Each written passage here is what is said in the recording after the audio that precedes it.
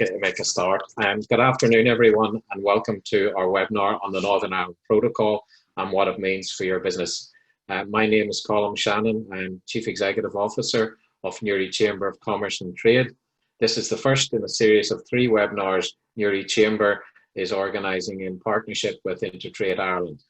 I'm delighted to be joined this afternoon by Katy Hayward, Professor of Political Sociology, Queen's University, and a Senior Fellow in the UK in a Changing Europe.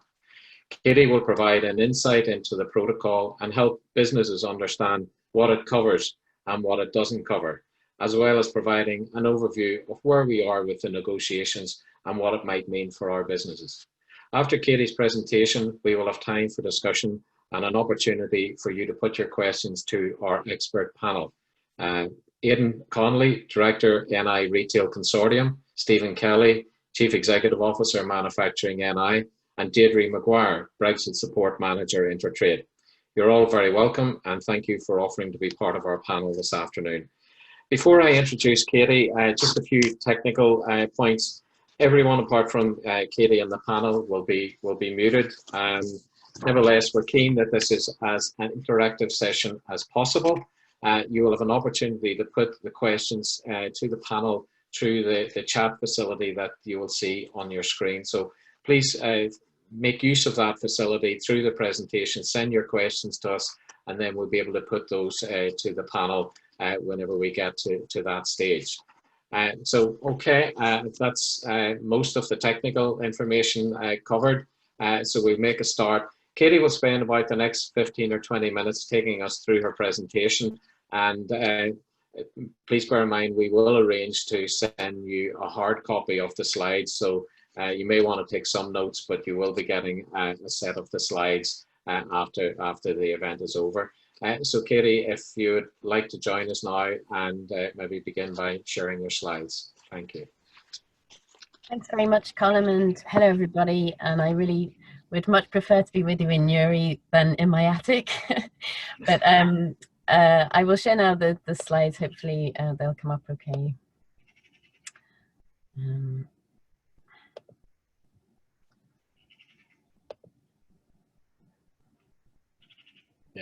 Yeah.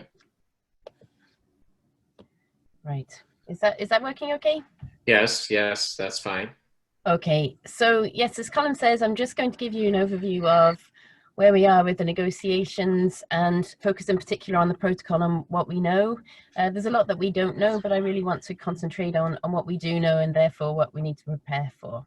And hopefully this will take about 15 minutes or so, and then all the detailed questions can be asked of the expert panel afterwards. So obviously the UK has left the EU, and the withdrawal agreement came into force at the end of January, and we've had less than a year, of course, now for the transition period. And essentially, during this transition period, the UK has retained the obligations of EU membership, but also the rights of EU membership in many respects, and hence this sense of being a sort of in between times. We haven't really fully felt the full effects of Brexit just yet. In terms of the transition period, I just want to think about it as if it was a 3-legged stool. There are 3 elements of negotiation during this transition period, 2 of which are with the EU, and that these are things we need to keep an eye on, and they will have a serious effect on the impact of Brexit on business at the end of this transition period. So that's the way I'm going to approach it. So the first leg, which is most important to us here, of course, is the protocol on Ireland, Northern Ireland, the one that there was an awful lot of debate around before it actually came into force, and that we know there's been a lot of controversy around, because it's essentially about trying to avoid a hard border on the island of Ireland, and therefore it puts Northern Ireland now in a very unique position. So the first leg of this stool is preparing for the implementation of the protocol. So it's all been agreed, it's legally binding, it's a fundamental part of the withdrawal agreement, and its enforcement will be overseen by the European Court of Justice. So it's a weighty document. It will come fully into force on the 1st of January, and I'll mention that again. What does a protocol mean overall? Well, it's worth noting, of course, it's not just about economics or business. Key things included in the protocol are no diminution of rights, equality of opportunity as per the Belfast Good Friday Agreement. That's a core part of it. Also, crucial to it is North-South cooperation and maintaining the conditions for that. And that covers a wide range of areas, including environment and security, for example. The big part of the protocol, and one that's most crucial for us and that we still have a lot of decisions to be made with respect to, is around the movement of goods. So there are certain elements of the protocol, Articles 5 to 10, that are specifically around that.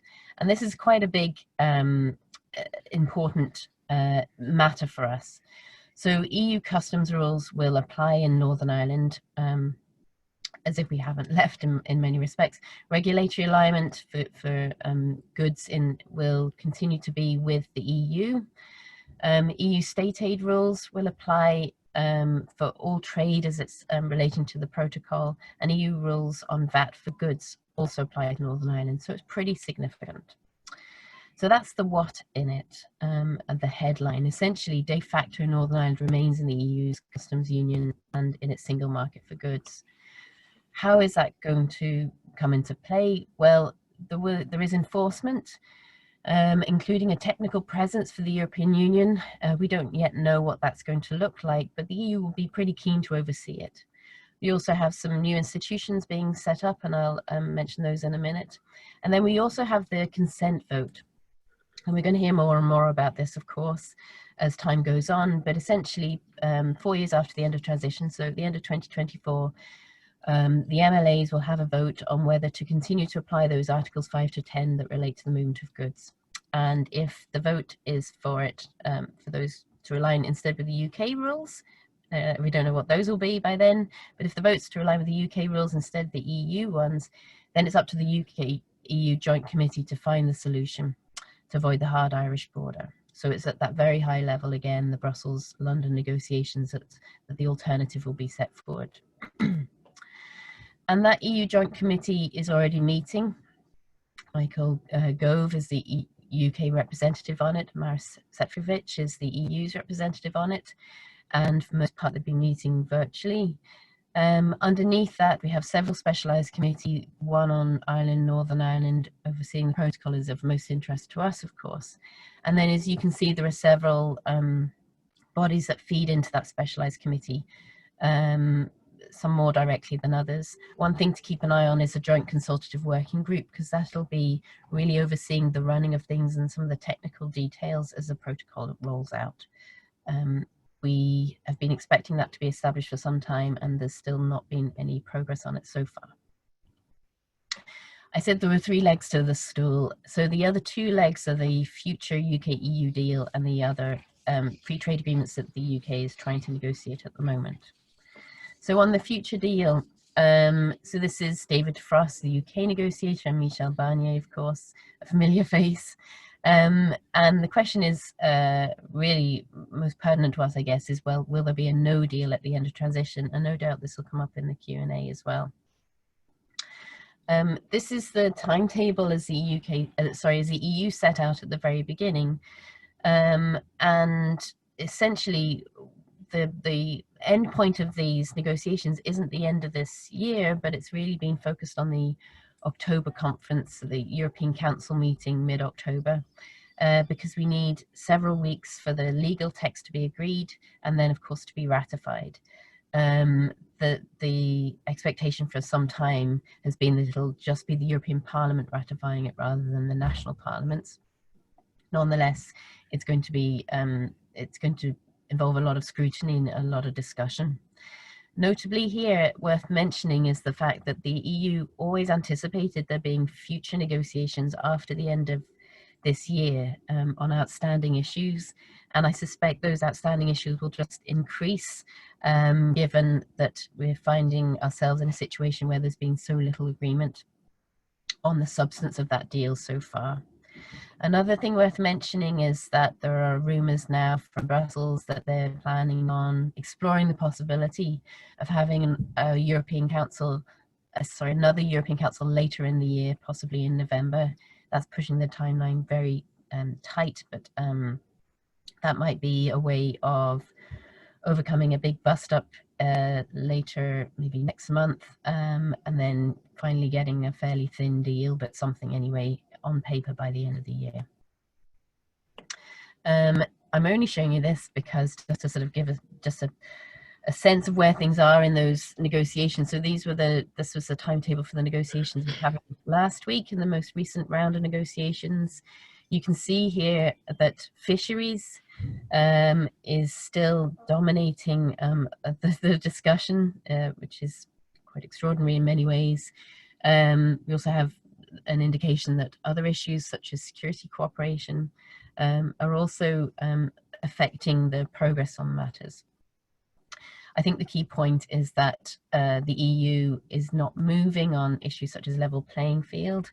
It's very conscious that the UK is going to be in a unique position as a trading partner, and it really is going to be it's going to stick to its red lines on many of those points.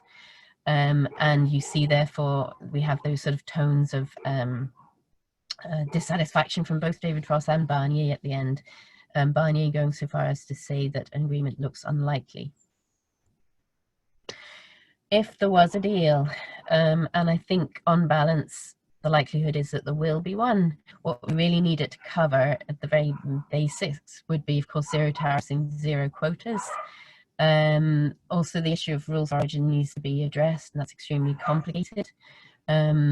The best we can hope for is that EU inputs would count as British inputs, because this would really affect us on the GB&I movement, which I'll mention in a minute.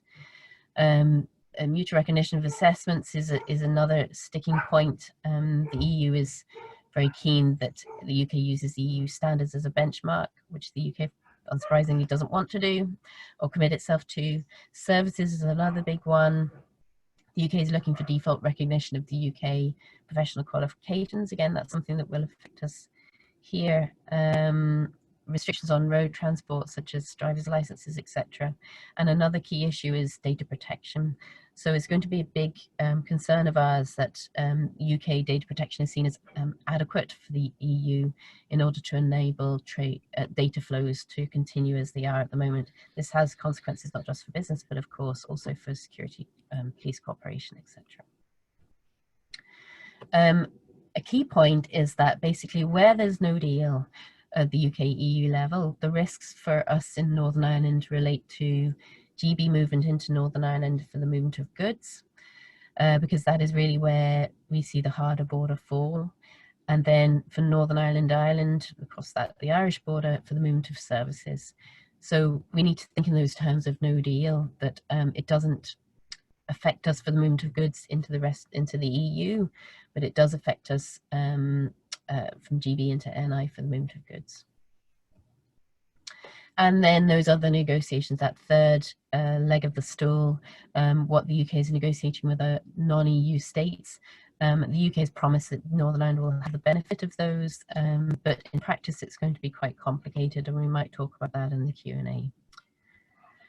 So essentially, what does all of this mean for movements across the Irish Sea? And the reason I'm stressing this is because for movements across the Irish border, and again, we can discuss this in the panel, but the whole point of the protocol is that there's very little difference, if any, for movements south of the border from Northern Ireland. So effectively, de facto, things coming from Northern Ireland can be assumed to be able to have free movement into the rest of the EU. So that's a fundamental point, but there are therefore consequences for East-West. So for movements from good from Northern Ireland into GB, we have the phrase unfettered access. We have debates as to what that actually means. But the UK has promised most recently, several times, but it's really setting out clearly in some guidance it released a couple of weeks ago, no import customs declarations, no entry summary declarations, no tariffs, customs checks, regulatory checks, additional approvals. But it's worth noting the language used there. So really, this is about promising unfettered access for goods moving directly into GB from Northern Ireland. And if they don't move directly from GB, from NI, sorry, unfettered access moves directly from Northern Ireland into GB. And if they don't move directly from Northern Ireland into GB, if they go, for example, via Dublin, then we can't be guaranteed unfettered access. And again, this is something we'll discuss, I'm sure. Another key point is that we've still yet to see agreement between the UK and the EU on whether there'll be export or exit summary declarations needed. The UK doesn't want this at all.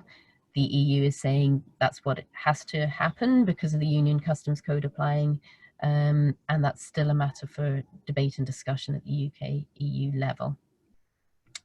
So we're not completely clear yet that there won't be any paperwork needed. Now, for GB into NI, this is where we see the big changes.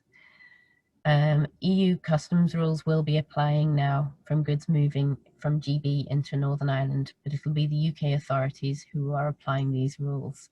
So a very unusual situation and requires a lot of trust from the EU in the UK in doing so. There'll be a new system for registering and recording all movements from GB into Northern Ireland.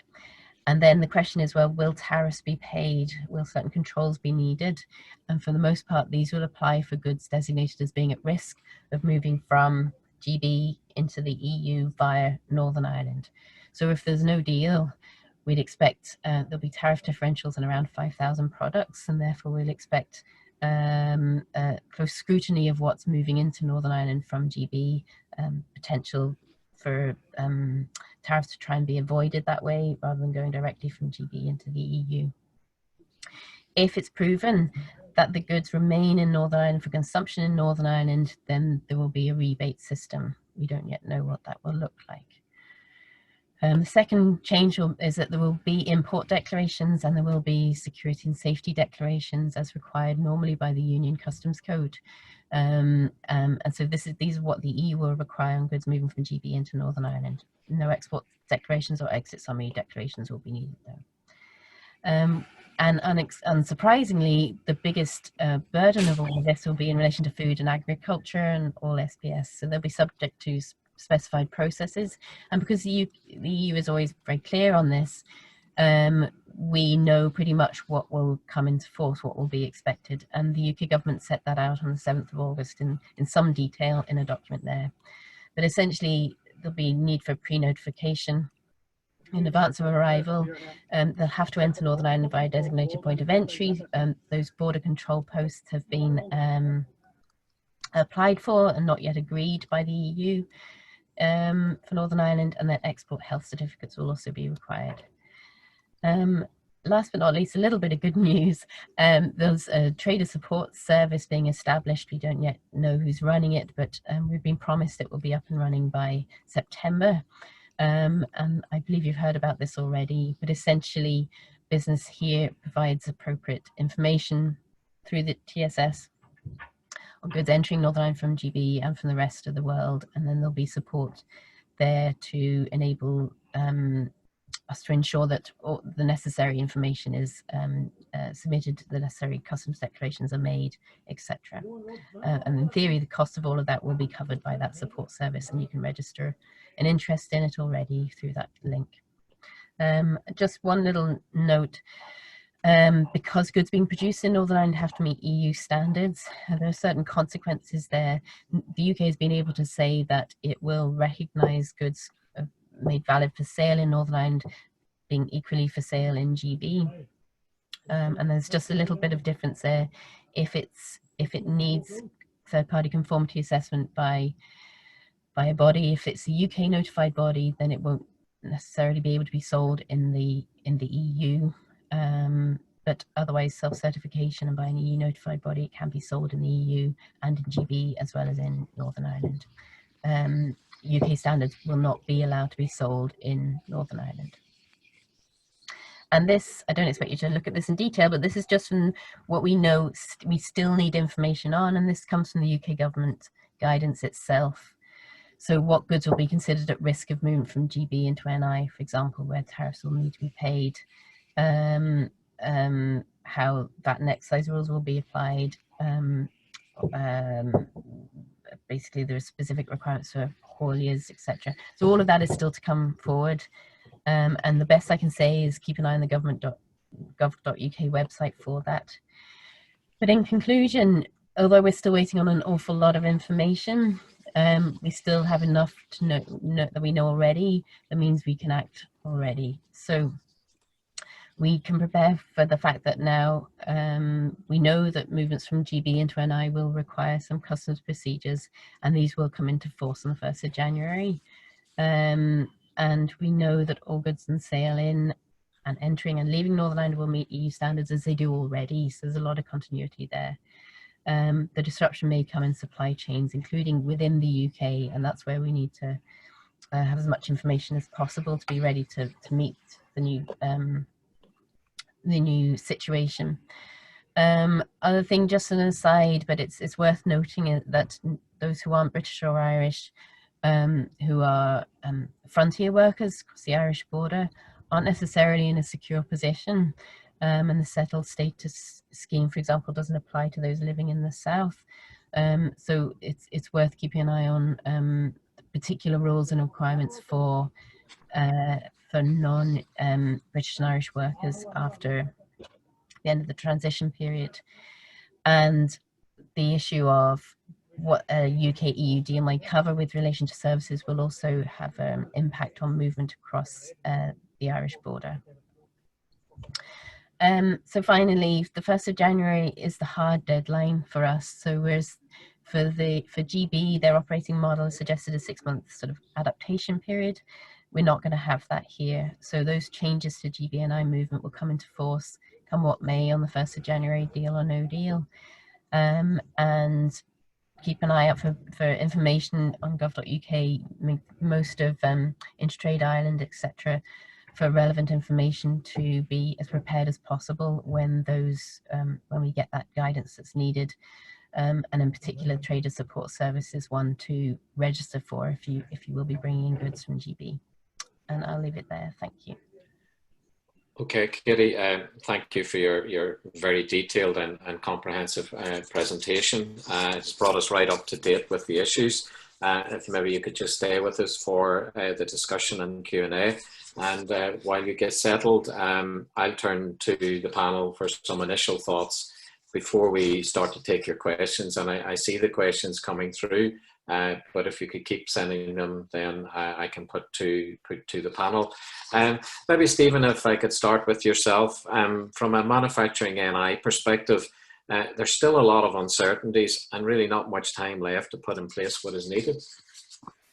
Colm, correct. And firstly, thanks for that presentation by Katy. It was very comprehensive and clear, which in the midst of what is really an uncertain time is really welcome, to say the least.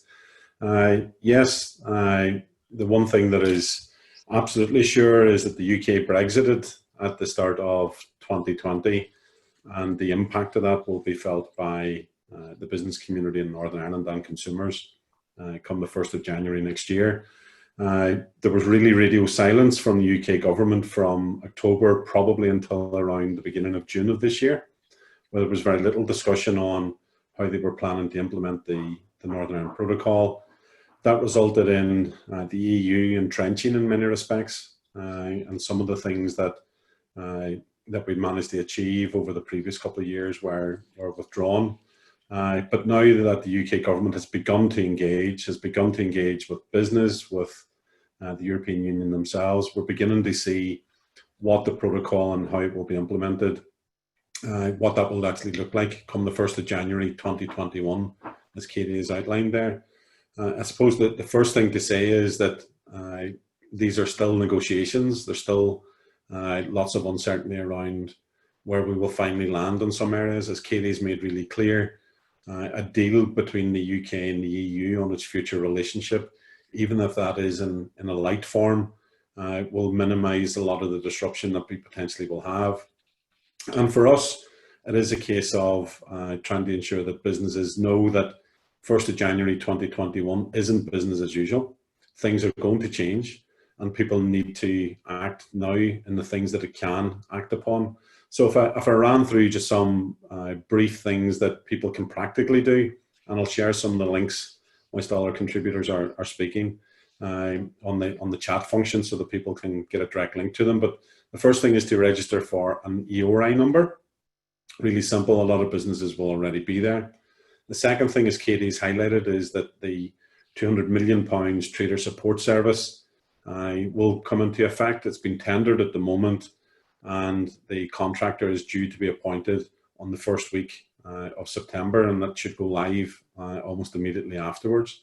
But in order to have visibility to the trader support service, you really should register an interest in the service. And again, I'll share the link to that. I see in the questions there if the trader support service is indefinite for businesses or has it an end date. It's a 2-year service. There is a provision in the tender that another 2 years of 1-year blocks may be potentially provided, but at this point in time, it's a definitive date of a 2-year service. So do register for that now if you're interested. The next thing is that there are grants available for businesses who will have to complete customs declarations. It's a £50 million fund, and it's actually quite generous. It's up to €200,000 worth of customs support to train, to redeploy, to recruit new staff, to purchase custom software, etc., etc., etc. And again, I'll share a link to that. You should really be speaking to, if you have a customs intermediary, speak to them now about what services they can provide. But as a minimum, definitely speak to your logistics provider to find out what their understanding is and what you need to do to support them. One thing that they will look at is your tariff customs codes to try to make sure that you understand what those are, so that'll help them guide you through that process. The last couple of things is to actually understand where your goods are going. So whilst we will be in the EU's market, the single market, tariff-free, customs-free, rules of origin-free, we're still in the UK's customs territory, or customs area. So what that means is that we will lose access to the EU's free trade deals as things stand at the moment, although we're trying to negotiate that. And we will accept, Northern Ireland will have to accept the UK's free trade agreements. Now, the UK is working hard to try to achieve rollover deals on a number of those free trade agreements. There may be some movement on the deal with Japan in the coming weeks. But you need to understand that goods that move currently through EU trade deals will not be available necessarily to you come the 1st of January next year. So you really need to have a good sight of what's happening with those negotiations that the UK is making in terms of its trade deals. One to particularly look out for is Turkey. We've quite a lot of trade with Turkey in terms of supplying goods and pharmaceuticals, etc., etc., etc. Turkey won't do a deal with the UK until it knows what the relationship is going to be between the UK and the EU, because of Turkey's special relationship that it has with the EU at the moment. So if you're trading with Turkey in any way at all at the moment, just be very careful on that. And lastly, and be remiss of me not to mention it, but definitely speak to InterTradeIreland. They're supporting this event today, but they've got some great expertise and some funding available. So if you've not done it already, talk to InterTradeIreland, and I'm sure we'll hear a bit more of that later on. Thanks for that, Stephen. That's very comprehensive, and thanks for agreeing to offer to share some of those links with us. Aidan, if I might turn to you, from a retailer's viewpoint, getting the product on the shelves without any delay or additional costs is surely a priority at the moment. It certainly is. Hello, everyone. By the way, I sort of feel like Katy's done the news, Stephen's done the sport, and I'm here with the weather. There's some real technical issues here that do boil down to friction, and they boil down to cost. It's funny that Stephen mentions the Turkish stuff there. We get a lot of our fabrics through Turkey and from Turkey, and so you might get original product coming from different areas, and then Turkey turns it into a material, and then it comes, because you've got to remember, Turkey is actually in not the customs union with the EU, and when it gets to the UK, then it can be turned into clothes by, say, Primark or other, even F&F for Tesco's and for different people. As soon as that's changed from a material into a finished product, you certainly have literally the shirt on your back has a tariff then of between 12.5% if it's a man's shirt and 14.5% if it's a blouse. Don't know why the tariff's different, but that's just the way it is. But what we're talking about here is a level of friction that we have never seen before. Now, those frictions, with the best people in the world, any Brexit was always going to mean that there was going to be frictions. There's a difference between being in a club and having all the benefits and being outside a club and not having those benefits. What we're looking at the moment, particularly on SPS, is a huge problem. That's sanitary and phytosanitary products. That's products of animal origin. Also, when you're talking about phytosanitary, that's also some plant products. So, for example, if you're working in horticulture, working in soils, you're going to cut flowers, all those things will need to have a certificate to say that they are actually of the authenticity and of the standard that need to go into EU territory, which de facto, not de jure, but de facto Northern Ireland will be. So to prove that, you will need to have a certificate, you will need to have for products on origin, you need to have an export health certificate, which run at about £200 a time. Now, that's okay if you're going from mainland Europe to GB and you only have one type of product on one lorry, and therefore you need one certificate. However, 90% of loads that are coming into Northern Ireland for the retail market are composite loads. That means that they will have lots and lots of different products on them, and they will be coming from GB, where they've been in a distribution centre, and everything that's needed for Northern Ireland then gets put onto one lorry, and that's lots of different types of products. We did a random sample before Christmas last year, and we had one lorry that had 1,492 products, and of that, 496 of those products needed export health certificates at £200 a time. For that, it's going to be a Libra. Like, this is not just, we're talking about macroeconomics. This is actually a household issue. This is a standard of living issue for people across Northern Ireland. We, as a community in Northern Ireland, our households have half of the discretionary income of GB households. That's the money you have left when you pay your mortgage, rent, electricity, and all those sort of big bills. The money that you have to play with at the end of the week, we have about half of it. UK average is, from the 24th of July, it was £215 per GB household, and for us, we're sitting an average of about 118. So we can't absorb it. Also, if you look at both the retail industry, high volume, low profit margin. If you look at the manufacturing industry, you know, they've had there's been a real push for being lean over this past few years, and that means that there's less wiggle room there as well. So quite frankly, unless we get some more movement, some more mitigation, so what we've been very keen to ask for from the British government has been technical mitigations. Please give us solutions that work for us and for households in the general public.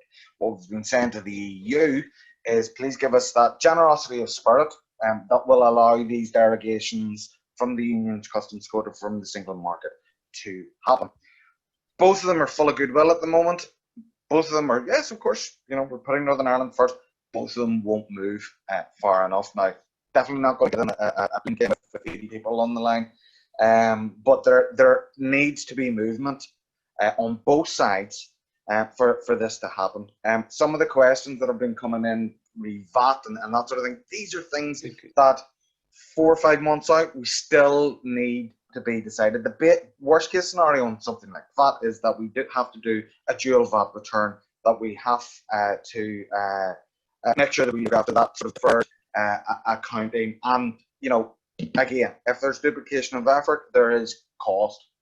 And it's not just, sorry.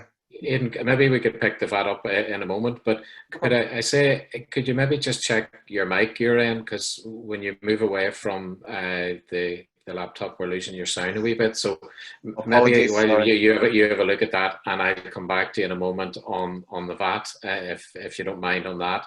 But I'll pick up with Deirdre, and Deirdre, thank you very much, and thank you for for joining us this afternoon.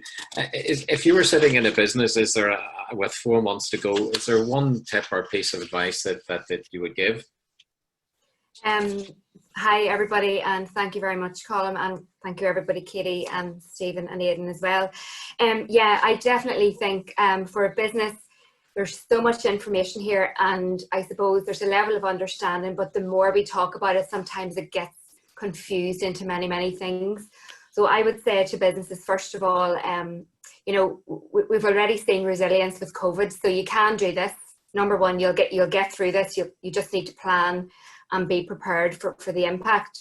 So the first thing I would say would be for those businesses who have made a plan already and spent time on it, go back into that, because COVID has changed your workforce possibly. It's potentially changed your profit margins, your cash flow, your stockpiles, all of those things. So you need to revisit everything, go back in and look at it again.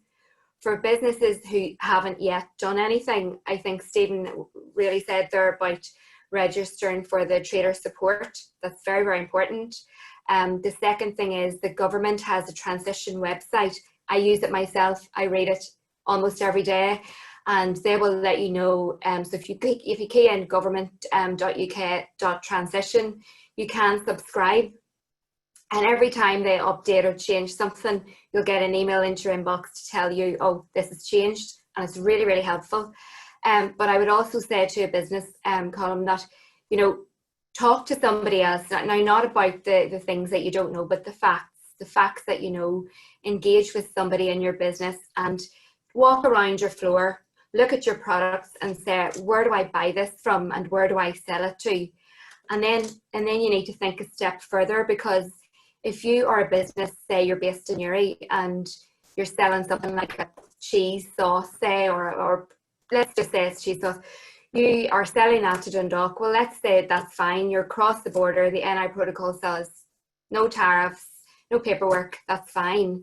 But what happens if the business in Dundalk is getting their profits by selling up that product onwards to, say, it's China or somewhere outside the European Union? So the implications in the supply chain for every single product will be different. Every business is different. But the supply chain is the key to getting through this. So analyse every step in your supply chain. Speak to your suppliers. Who are they buying from? Who are they selling to? Who are you buying from? And who are you selling to? And you will see the links in that chain, because any impact outside of north-south potentially will have an impact on your margins. So the supply chain is key. And the other thing is, there are things like, you know, if you're in food, you might have to change the labels on your products. So go around your business and just know where the risks are. So there'll be things like chemicals. If you've got any products that will have a chemical in it, or any products that are currently using a CE marking or have a European logo on the labels.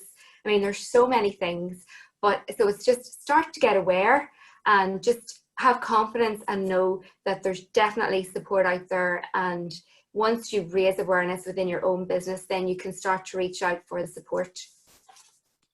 Okay, in terms of support, Deirdre, I mean, InterTradeIreland is there with advice and support, is that correct? It is. So the first thing I would say would be, you know, don't overload yourself with information as well. But we have a website, and it's starting to build up with a lot of digital content. So we have customs on it. You'll find Incoterms information there. You'll find information on rules of origin. You'll also find videos on how to complete an import and export declaration, all of that stuff. We're working on some acronyms now, so there's an awful lot of abbreviations coming out. I myself am going, what's TSS? Oh yeah, that's trader support. What's CAD? What's, you know, BTI, binding tariff? There's lots of information, but it's all accessible. So the digital supports, the people in your business, the EU settlement scheme, that's all there online. It's free. Go in and read it. We're starting to build on that as we go forward, and the supply chain, some tips as well. And then finally, on top of that, we also have funded support. So if you would like to apply for funding, and you'll get a consultant to come in and work with you on your business. Now that might be, every business is different. So it might be to analyse your supply chain, or it might be to have a look at your cash flow, work on the finance with you, or indeed just go in and have a look at the implications on your labelling or on your people. We have £2,000 worth of support there that you can apply to. And if you've applied in the past and it's historic information, don't be afraid to come back into us. We appreciate that Brexit has changed, the NI protocol has changed positions. And so, you know, you have my email address here, and also Brexit at InterTradeIreland, you'll find it all online there. So, you know, there is supports, and there's also, I would also just, one other thing I wanted to say was, because we are cross-border, and it's really important just to remember this, that we are looking at this from a Northern Ireland perspective, which is quite right, because it's where your business is. But there's another side to the story here, and it's the businesses based in Ireland. And so the effect that Brexit will have on them, on their business, on their products, and on their supply, potentially will have an impact on you, cross-border trader. So there are things like, you know, the departments in the south, they have some really good websites, and I'm happy enough to share those links as well, where you can go in and just see what's happening on the other side as well, because that just gives you more information, and then you're sort of ready to take the step forward when you get the actual tangibles from the European Union and the UK government. Thanks for that, Deirdre. We'll go now to the questions that people have been submitting. Some of them have been answered as we've gone through that general chat after Katy's presentation. But I did get a question that was emailed in advance to me. Maybe if we could start with yourself, Katy, and then Stephen could perhaps pick it up and maybe pick up some of the related questions that you can see coming in on this subject. But if you have a shipment from a Northern Ireland manufacturer, let's say it's a pallet or a full container load or a full lorry load, and it's going from the Northern Ireland manufacturer via Dublin to the EU via Rotterdam or Zeebrugge, will it require any customs formalities, both in terms of export or import? And maybe just start with yourself, Katy, and then Stephen, if you want to come in on that. Thanks, Colm. Yeah, so I'll give the positive, simple answer, and then I'll let Stephen add the more, you know, the complexity and afterwards. So the simple, positive answer is no, there won't be a need for customs formalities if it's going direct from Northern Ireland into the EU via Dublin. Then no. The whole idea is that the goods from Northern Ireland can be treated as if they're coming from anywhere else in the EU. So there won't be a need for customs formalities or declarations. There is something different to apply if it's going across, entering the EU via the land bridge of GB, and I'll let Stephen pick it up from there maybe. Stephen, do you want to maybe pick that up and talk a wee bit about the land bridge as well? Because I've no doubt there are questions about that coming to us. Thanks, Colm. The simple answer is it should be sorted by what's called transit rules. But at this point in time, it's not been. So a number of weeks ago, the Irish government announced that it had agreed with the customs authorities in the Netherlands and France that anything arriving via GB would just be waved through in France and the Netherlands, whereas anything that's a GB or UK good would be requiring to go through all the normal customs formalities. We have asked that any goods from Northern Ireland that travel to continental Europe via Dublin port to Wales, and from there through Wales and England down to the Channel ports, would be treated the same way. As yet, that has not been agreed. As yet, the UK has not asked for that. But we've certainly asked for that as a business community. What we have discovered is that HMRC, as they do, given the fact there are tax authorities, have suggested a very technocratic approach to this. So there was a potential there that anything travelling from Dublin, regardless if it came from Ballina or Ballymena, would be requiring an import declaration when it arrives in Wales. Of course, that got the treatment it deserved from the business community here in Northern Ireland, and the HMRC have been tasked to go away and rethink what they've suggested and take a less technocratic approach to that movement. So In answer to the question, anything that goes from Northern Ireland through the Republic of Ireland directly to the EU, no issue. But at this point in time, anything that travels Dublin to Wales, to the south of England ports, to continental Europe, is still requiring some more negotiation. Well, but you would be hopeful that that would be sorted by December, without putting you on the spot. Yeah, I mean, in our discussions with Cabinet Office and indeed with the Irish government, they've said, listen, it just makes perfect sense. We'll just agree that. But these negotiations are at a difficult stage, and as all negotiations, they're trying to land the big fish for them, which is about a future trade relationship. And those little, frankly, excuse the language, pain in the arse stuff that the Northern Ireland business community have been asking for are small fry compared to the big fish they're trying to land. So there will be a moment where it will be asked for. We're certainly pushing hard that it is delivered, and I'd be hopeful it would be delivered. I'm just going to run through the questions, and I'm happy for panel members to chip in as we go through. And when we come to that, Aidan, I think you'd say you're going to pick up on some of those. The first one, I think we have just dealt with it, which was about the movement from Northern Ireland to the Republic of Ireland and to the rest of Europe. Not need a declaration, or is the case that the tariff be zero, but some form of declaration required. Same applies to imports from ROI and the rest of Europe. And does the protocol effectively mean status quo in terms of tariffs and paperwork? To an extent, Stephen, you probably answered that.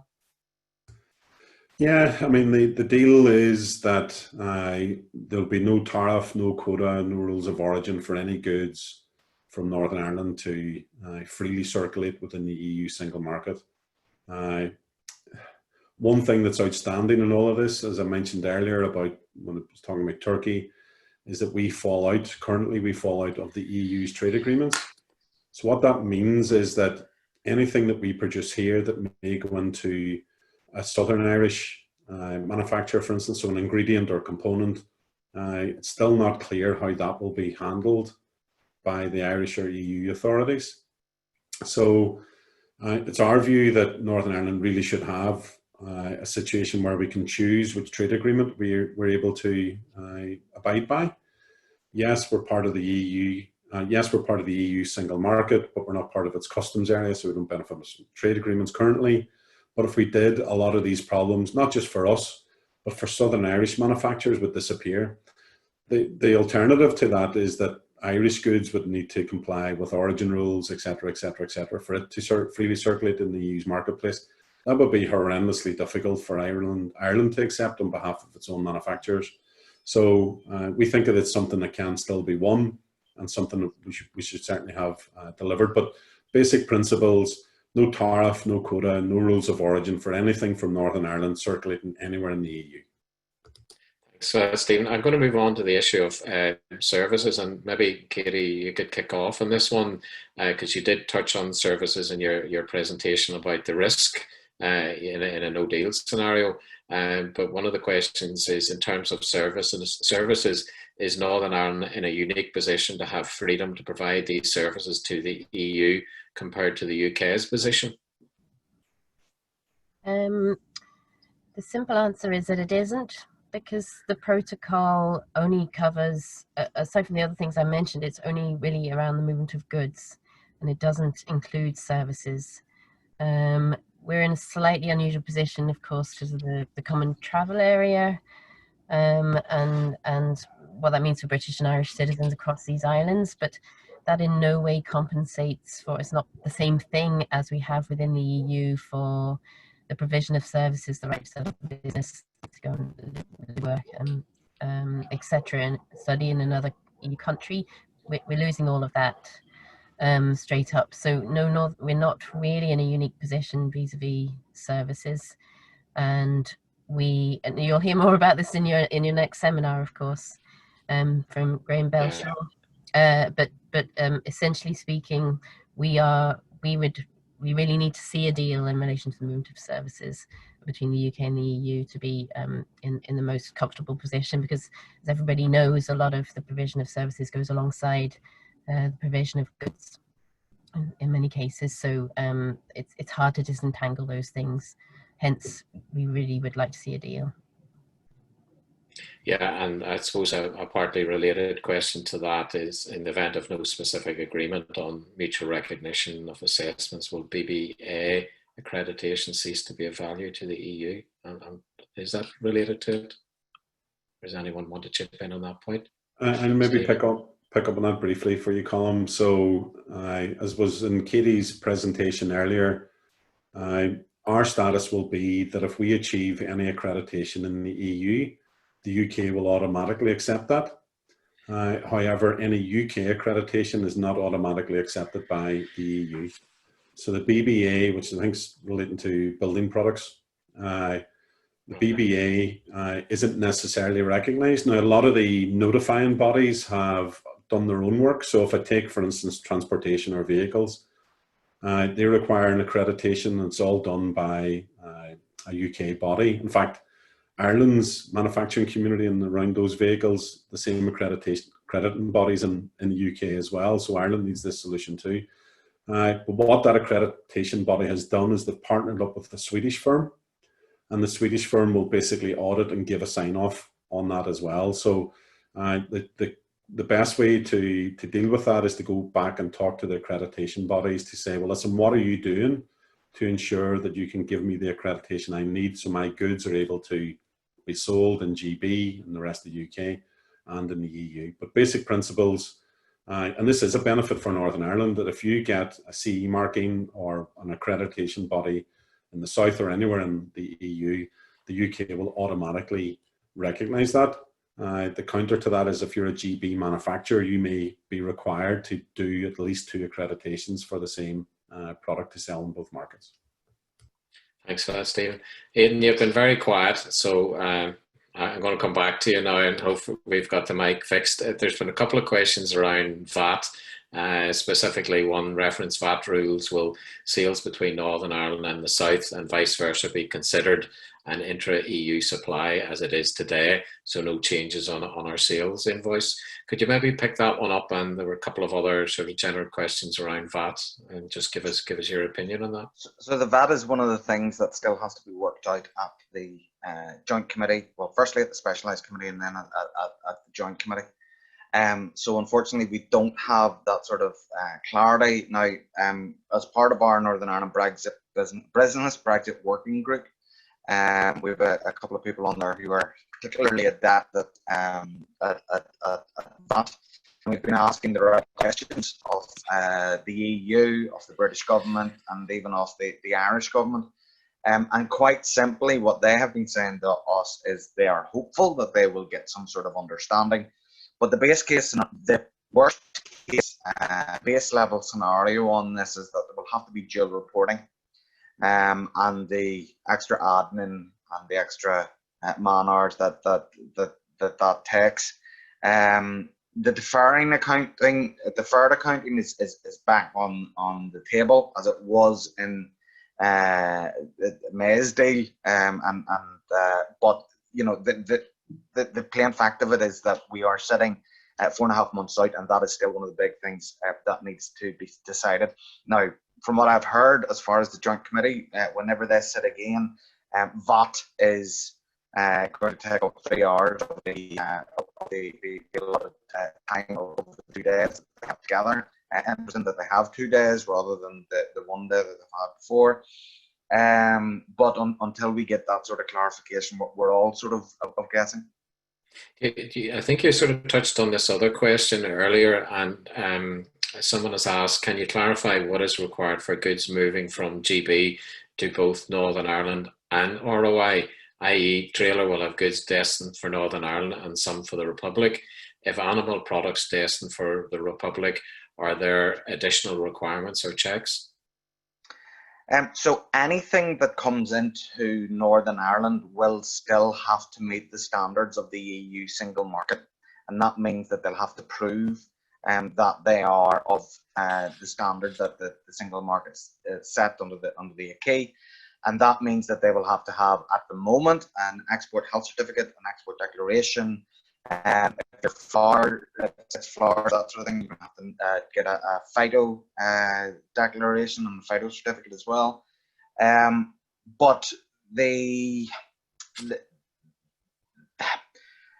it's not particularly clear for our members. About 90% of the stuff that we bring into the north is for the north, and it stays here.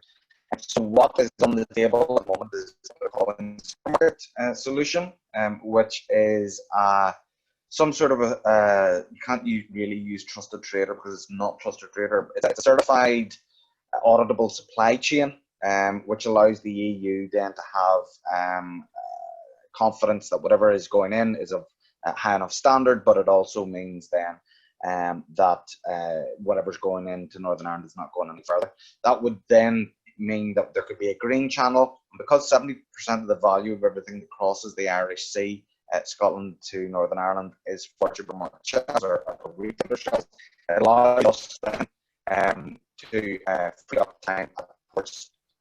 However, if you are bringing something in that is going to go to the south, then that, quite simply under Article 5.1 and 5.2, it is at risk, and you will have to pay. Our understanding, what we have been told by the Europeans, is you will have to pay tariffs and the whole lot, and then try and recoup those tariffs by proving in some way that only a certain amount of your goods went to the south. Now, again, we're 4.5 months out. We have not yet seen we've not yet seen a system, an ability to apply for those reimbursements for tariffs. We still haven't had an agreement on what the evidentiary burden will be to prove that only 10% went to the south. So quite simply, these are again up in the air at the moment, but the base setting on all of this is what it says in Article 5.2, which is that everything is at risk until it's proven not to be at risk. So not good news, unfortunately. Yeah. If I could maybe just ask a very brief question, Katy, about, maybe Deirdre may want to come in from an intertrade point about the movement of workers. This specific question is about the movement of cross-border construction workers, which if you're on the road in Uri in the morning, you see a lot of white vans. Probably most of them are on the road a lot earlier than I would be, but they're heading to Dublin. Are there any issues with the cross-border movement of workers? Katy, that's the question to Katy. I don't know. Yeah. So I'm just reading the question there.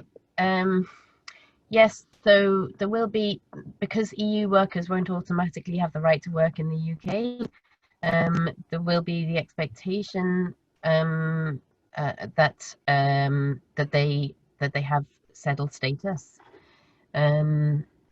And this is why we had the issue about outside the border, not automatically being able to work in the UK. That was the other question, but there's a question here about specifically about let's say a construction company in Uri that that sends its workers to Dublin to work on a contract in Dublin. Will there be any checks on those cross-border workers, or indeed any company? And maybe if you think an accountancy or a lawyer company, we'll be touching on services in our next webinar. But I suppose this one is specifically on the cross-border movement of construction workers. I've got a notice here saying my speaker isn't working. I'm not sure if you me okay. But, yeah, in the baseline is that it should be okay. Yeah.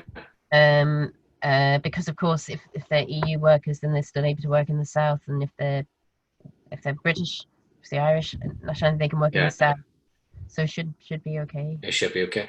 Deirdre, do you want to add anything on that? Colm, I would be saying the common travel area for that. Obviously, for every company that's sending workers across the border, you've got the common travel area will apply for people who are living here, but then you've also got the aspect of EEA nationals then who would have to go and apply to the EU settlement scheme for the right to live and work. But the cross-border, for the most part, I would say the common travel area will cover that. That's my Okay. understanding. Would that be fair, Katy? Yeah. Yeah, just one other thing on that. So this is where the recognition of qualifications comes in as well. So you're absolutely right where that applies. You know, you'll need to be specific according to a particular sector. I'm conscious of the time here, so maybe we could just, I want to come to the whole issue of trader support service, but if I could ask one further question, and maybe Stephen, you could pick it up, and then we could move on to trader support service. And the initial question is about if a business in your area is bringing product in from the EU through the Republic of Ireland and into Northern Ireland, and then selling on into GB. Is that subject to any checks? The short answer is it shouldn't be. We're constantly reassured by people in Cabinet Office, people in the UK government that unfettered access means unfettered access. I famously shared a video on Twitter of Boris Johnson saying that if anyone ever asked for anything, just scrumple up the paper and throw it into the bin, or to ring number 10 and ask for him. Now, at this point in time, Boris hasn't shared his telephone number with us, so I haven't put it in the chat just yet. But there's work ongoing at the moment around ensuring that Northern Ireland isn't used as a backdoor into the UK market. So let me give you some definition of that. Unless there's some qualification, then there's a potential for a Polish, a French, an Irish firm to just simply put a letter, open up a post box in Northern Ireland, put up a brass plate, bounce 1,000 tons of cheap beef through Northern Ireland into GP, and potentially bypass all checks, controls, tariffs, etc., etc., etc. The UK want to avoid that, and indeed business in Northern Ireland wants to avoid that uncompetitive position as well. So what we may be asked to do is to accept what's called, justify businesses in Northern Ireland being what's called a permanent establishment. So they would have a significant resource here in terms of people, significant investment in terms of property, machinery, etc., etc., etc. At this point in time, if you're able to justify that you're a permanent establishment, so you're actually a Northern Ireland business and not just someone who's put up a post box, you should be able to enjoy that unfettered access. Now, what they haven't made clear to us is that if you're not adding value to that, so say you're just buying a load of widgets from France, they're coming in through Dublin, you're then just bouncing those widgets through your business in Northern Ireland through to the rest of the UK, and you're not really adding any significant value at that point, then how are the UK authorities trying to close down the potential for backdooring at that point in time? So we don't know how they will react to essentially businesses that are just distributing EU goods. We don't know how they're going to handle businesses that are effectively just retailing EU goods through Northern Ireland. And I suspect that despite all the promises of no change at all, there may be additional burdens still to be applied to us in order to avoid that backdooring issue. And there's the other way as well. Someone has asked the question, if they bring product in from GB into Northern Ireland and then do some work on it here and move it into the south, will they have to pay any duty? Short answer again to that is no, if there's significant value applied to it in Northern Ireland. But it's much more complex, as these things often are. So it's back to Aidan's point earlier about whether goods traveling from GB into NI that work their way into the EU's market, whether they provide what's called a substantial risk to the EU single market. So there will be things that are dangerous, so chemicals and certain foods, etc., etc., etc. And the EU will be very keen to understand what's traveling from GB into NI at that point. If there's no deal on a free trade agreement, then there's a potential there to disrupt the EU's market in terms of bypassing the EU's trading or tariff regime. However, if goods are being added to and significant values being added to them, then they should be able to travel and trade for free. But again, it's just the same in reverse as I mentioned about NI into GB. Actually defining what's significant value and how to police that, what market surveillance the EU will have is still to be declared. If I could maybe just then pick up on Trader Support Service, I'll read this one it's a longish question, but there've been others as well that you would have seen coming in. And Stephen, I'll ask you first, but if other the panelists want to come in, and we'll maybe try and wrap up on this subject as well. On the Trader Support Service, which is free to business, is it correct to say that there will be extra admin and therefore a cost involved for business to prepare for the necessary information for inserting information onto this system? So I suppose it's just a general question about how it's going to work, what the cost might be, even though the UK government is organising it, but surely there will be a cost to business, I suppose, is the question. Brexit brings cost, full stop, and this will be no different. Whilst the tender is still live and the contractor is yet to be appointed, we won't fully know what service they're going to provide until that successful contractor has been awarded the contract. But what we will know is that they will require bits of information that you will need to provide them with. So there will be administrative cost to getting that information together. So it's one of the reasons why I posted earlier about your 𝗍𝗨𝗘𝗔𝗞𝗘𝗥, one of the reasons why I said register in advance your details with the Trader Support Service. We'll likely have a requirement to register once for confirming a permanent establishment, but the details of that will need to accompany every shipment that's been made. You'll need to know your tariff codes. You'll need to know what potential risks there are with your goods in terms of its ingredients, etc., etc., etc. Because as a minimum, the Trader Support Service will ask for this information. So having that to hand will be really important. And I think InterTradeIreland have still got their Brexit Support Service up and running. That might be a good use of that money, is actually to understand what you've got, where it's coming from, what the tariff codes are, what value you'll add to it, and what information you may potentially need to have gathered together in order to provide to the Trader Support Service, or indeed your customs intermediary, because you don't need to use the Trader Support Service. It's there to build capability and capacity. If you have a customs intermediary, you may want to still use them. You may want to have the professionals looking after it rather than a call center, for want of a phrase, so that whenever your vehicle arrives at a port, it's just, that all the details are there and it gets waved through rather than waiting in the queue whilst other people scramble around on mobile phones looking for information. So this doesn't mean the end of customs intermediaries. It may be wise to continue to engage those if you still are moving lots of stuff quite often across the Irish Sea and indeed internationally. There's lots of training available, and I know Intertrade providing support on that. That will be right, Deirdre, on the broader customs side of things, if people want to upskill their knowledge and understanding of customs and customs procedures. Absolutely. And just one thing, Stephen, you just brought it to my mind, there is obviously commodity codes is really, really important here, and accuracy. So if you've got the wrong code, potentially that could be difficult for your business if you, in terms of cost in the future. But there is something you can do, and it might work for some businesses, and that is apply for a binding tariff, so that you can check to make sure that you definitely have the right code. But it's when you start to investigate and just making sure that your codes are right is just really, really important. And yes, we can definitely help with that. You can also do this online, but the support is there for you. So.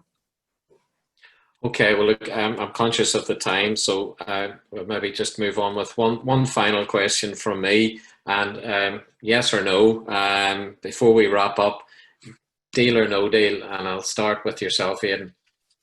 I heard it this morning, put as 53% that we're going to get a deal. So I think I will bow to greater knowledge and better brains than me, but I still think there's going to be a deal. Deirdre? Oh, I think there's going to be a deal of some sort. Stephen? Rather than asking me, I would look at what Paddy Power's saying about it. The bookies never lose, Colm, as you know. Yeah. I think there'll be a form of a deal. I think a lot of the stuff that's going on at the moment is just kind of posturing and positioning for both sides to claim that there's a win. It'll not come soon, it'll come later on, and it'll be pretty light touch. but there'll be a deal of some sorts. I'll not look at Paddy Power just yet, although I must tell you a story about that sometime. I have a missed opportunity. Katy? Yeah, I think it'll be down to the wire, and it'll be a bare bones one, but I'm still just about hopeful we'll have one. Yeah. So 53% is right. Yeah, all very positive there, but some form of deal seems to be the message that's coming. So, okay, I mean, as a chamber, we have enjoyed hosting this afternoon's event. At the outset, I mentioned that this is the first in a series of 3 webinars that Newry Chamber is running with InterTradeIreland. We've touched this afternoon quite lightly on the issue of services, which is a vital part of our local economy. And on Thursday, the 10th of September, the subject of our next webinar will be on services, and the lead presenter that day will be 𝗬𝗣𝗘𝗥𝗦 from the Department of the Economy. He will take us through the department's research on the potential impact of Brexit on services. He will also be joined by 𝗤𝗏𝗘𝗥𝗦 McCormick, which many of you will know, who's the Managing Director of PKF FPM, to talk about how they as a business have prepared for the end of transition. Registration for this will go out later this afternoon or tomorrow morning, so just keep your eye out for that. Our third webinar is on Tuesday, the 15th of September, and will focus on transport, logistics and ports. And again, some of the issues that we talked about today will be picked up in more detail on that session. I'd be joined by Alistair Eagles, Chief Executive of 𝗬𝗏𝗘𝗥𝗏, and Seamus Leahy from Logistics UK, as well as a representative from 𝗦𝗣𝗘𝗘𝗥𝗦, which is our largest, second largest freight port in Northern Ireland. So again, just keep an eye out for the registration details for both webinars. We would also welcome feedback on today's session because it helps us learn and plan for future sessions. So it'd be a questionnaire going out this afternoon, and would appreciate if you could complete it for us. Finally, on your behalf, can I thank Katy Hayward for her excellent presentation, and to our panelists, Stephen, Aidan and Deirdre, for their very valuable contributions to the session today. So thank you everyone who joined us. I hope we answered as many questions as possible in the short time that we had. So thank you and good afternoon. Thank you. Bye.